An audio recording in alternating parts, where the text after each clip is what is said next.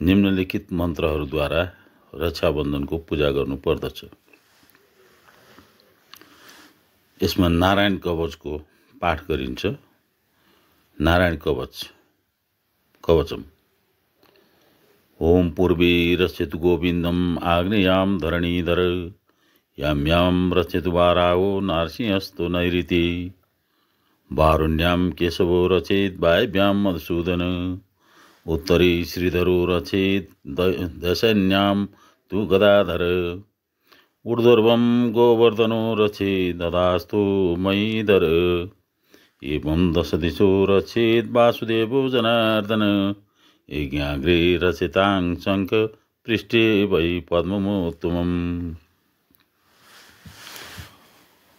वामपाशोरि गदा रचेत् दक्षिणे च सुदर्शनम् उपेन्द्रं पातु ब्रह्मणम् आचार्यं पातु वामन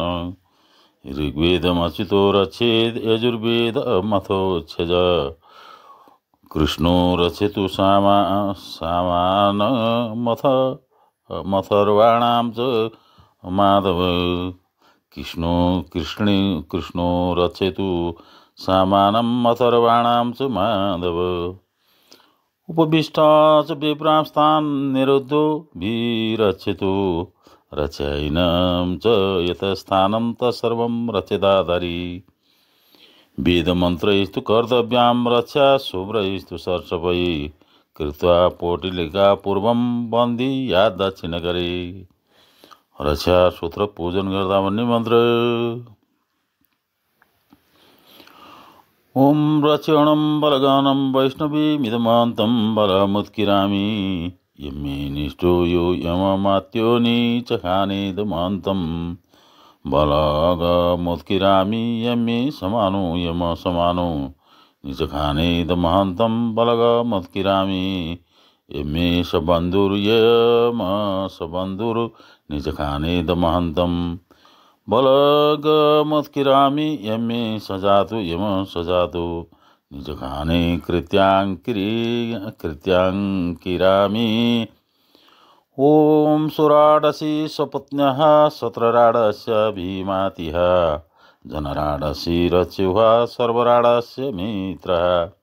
ओम रक्षणो वो बलगहना पुरच्छमि वैष्णवान् रक्षणो बलगहनो बनयामि वैष्णवान् रक्षणो बलगहनो वस्त्रीणामि वैष्णवान् रक्षणो वान् बलगहनान् गहना उपददामि वैष्णवी रक्षणो वाम्बलगहनौ परिपाहामि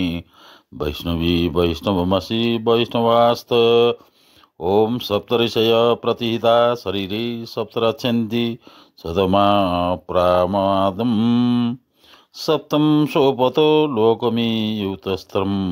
जागृतो अस्वप्नौ जौ सत्रसदौ च देवौ रचितो कमोकत्मना